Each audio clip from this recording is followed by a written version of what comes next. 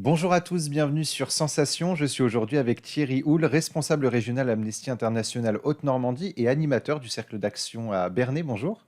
Bonjour. Alors tout au long de l'année, vous menez des actions de sensibilisation et de prévention sur la thématique principale des droits humains. Pourquoi faut-il mobiliser un maximum les citoyens dans la lutte pour les droits humains? Parce que c'est ce qui rend possible la vie, hein, c'est ce qui rend le monde habitable.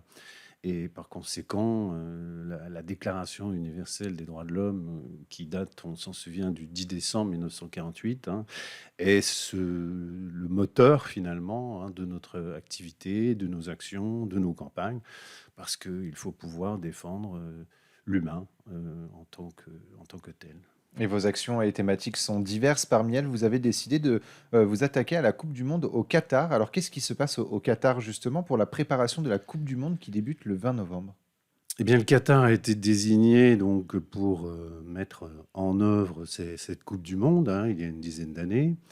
C'est la FIFA, bien évidemment, qui a amené cette décision. Or, c'est un chantier gigantesque qu'il fallait mettre en place, hein. Je crois qu'il y a 7 ou 8 stades de taille tout à fait impressionnante, entre autres, hein, plus les infrastructures, les hôtels, etc., etc.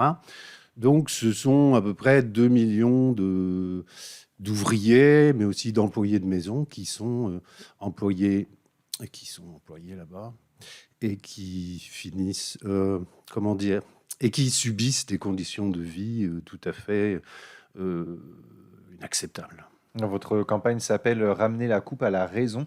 L'objectif est donc de défendre les travailleurs et travailleuses migrants œuvrant pour la Coupe du monde de football, mais qui vivent un véritable enfer. Vous l'avez évoqué. Quelles sont leurs conditions justement de travail?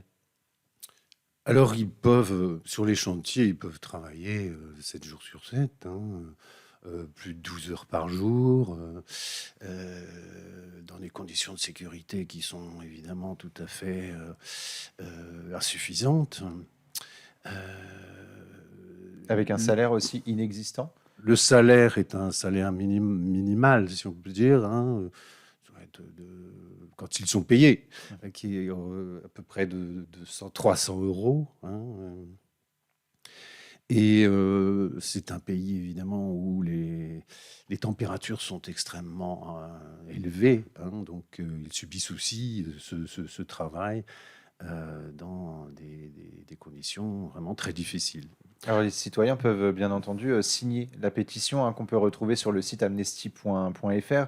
Au-delà des conditions de travail désastreuses, pardon, et bien loin du respect de l'être humain, ils sont nombreux également à perdre la vie. Mais comment faire respecter les droits humains au Qatar et surtout que dit la loi du pays justement sur les droits humains? Donc il y aurait eu peut-être 6 000 décès sur le chantier, peut-être plus. Euh, alors Amnesty, depuis 2013, hein, essaie d'agir sur le pouvoir, hein, du Qatar afin qu'il puisse effectivement faire évoluer les règles de droit, hein, et de droit au travail, évidemment. Il y a des mesures qui ont été prises, effectivement, hein, euh, et des lois qui ont été améliorées, ou en tout cas ont, ont cherché à faire avancer un peu les choses. Mais dans la réalité, et très concrètement parlant, les entreprises et les entrepreneurs continuent, hein, à exploiter cette population, hein, qui vient d'Inde, du Pakistan, mais aussi d'Afrique, du Kenya, hein. Et et ils dépendent d'un système qui s'appelle le système de kafala, hein, qui est une sorte de système de parrainage, hein, où ils sont tout à fait dans la dépendance de leur employeur, qui leur prend le passeport, qui leur interdit de quitter le pays si ils le demandent. etc. Enfin, C'est c'est également. du travail forcé, en fait.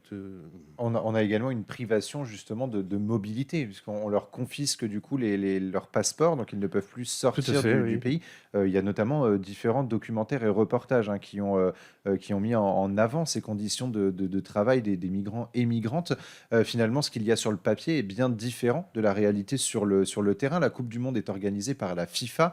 Elle a d'ailleurs été mise en alerte par les médias et de nombreuses associations des conditions de travail des migrants. Est-ce qu'elle a donné une réponse justement à ces conditions de travail? Autant que je sache, la FIFA n'a pas répondu. Et la Fédération française de football, récemment, aurait effectivement pris en compte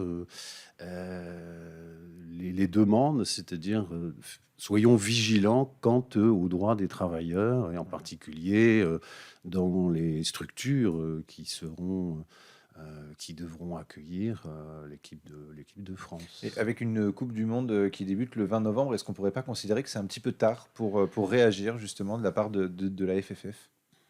Ah mais oui, c'est tard, oui. C'est très, très tard, oui, effectivement.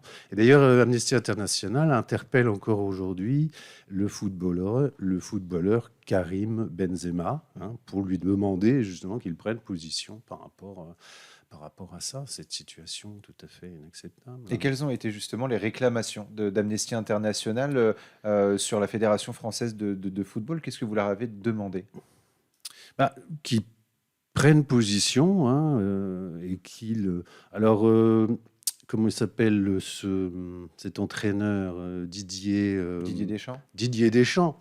Didier Deschamps a dit qu'il ne voulait pas entrer dans un débat médiatique, hein, Mhm. mais qu'il n'interdisait pas, bon, à ses joueurs de parler s'ils le voulaient. Mais c'est vrai qu'ils ne se sont pas précipités pour ça, de fait, hein. Donc, on leur demande justement, donc, non pas de boycotter, hein, il n'a jamais été question de boycott en fait, hein, mais d'être vigilant quant aux conditions de tous les employés et les travailleurs, hein. Parce que finalement, tout va fonctionner à partir de ces gens-là, hein. Le système de surveillance, les restaurations,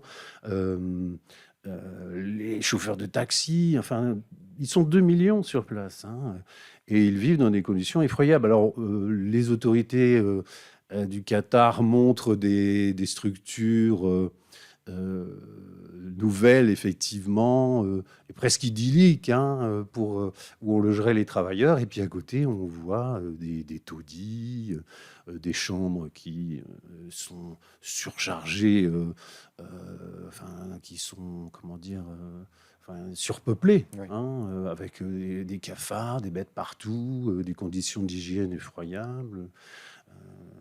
Voilà, enfin, on- c'est un cauchemar. Et le 14 août, il y a des dizaines de travailleurs étrangers qui ont été expulsés du Qatar après avoir manifesté pour obtenir leur salaire impayé. C'est selon l'ONG Equidem. Quelle est la suite pour ces étrangers qui ne seront pas payés? Est-ce qu'ils verront justement la couleur de cet argent? Très certainement pas. Très certainement pas. D'ailleurs, il y avait une demande faite par Amnesty qui était justement de réparer, disons, auprès des familles les décès, c'est-à-dire au moins leur donner une compensation financière, ce qui n'a jamais eu lieu, hein. Généralement, on renvoie le corps de la personne, hein, et on écrit sur le corps, on écrit mort naturelle. Est-ce qu'il veut tout et rien dire? Oui, bien La sûr. polémique est encore là et elle va rester hein, de toute façon tout au long de cette Coupe du Monde. Il y a d'autres interdictions, hein, comme les relations sexuelles hors mariage et le refus de certains hôtels d'accueillir des couples homosexuels. Très rapidement, est-ce que cette Coupe du Monde, qui se veut festive, inclusive et unie, n'a finalement pas trouvé ses limites en l'organisant au Qatar? Bah, vous savez, déjà, le fait de cette attribution est tout à fait, comment dire, laisse un peu dans le doute, hein, parce qu'il y a peut-être eu des affaires d'argent et de corruption, enfin, qui remontent peut-être d'ailleurs assez loin, hein, à d'autres gouvernements et d'autres présidents français d'ailleurs, hein, mais bon.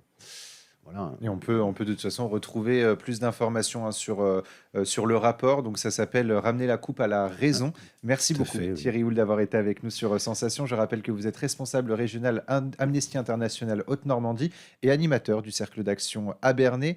Pour plus d'informations, on peut se rendre sur le site amnesty.fr. Et pour revoir ou réécouter cette émission, rendez-vous sur notre site et notre application Radio Sensation.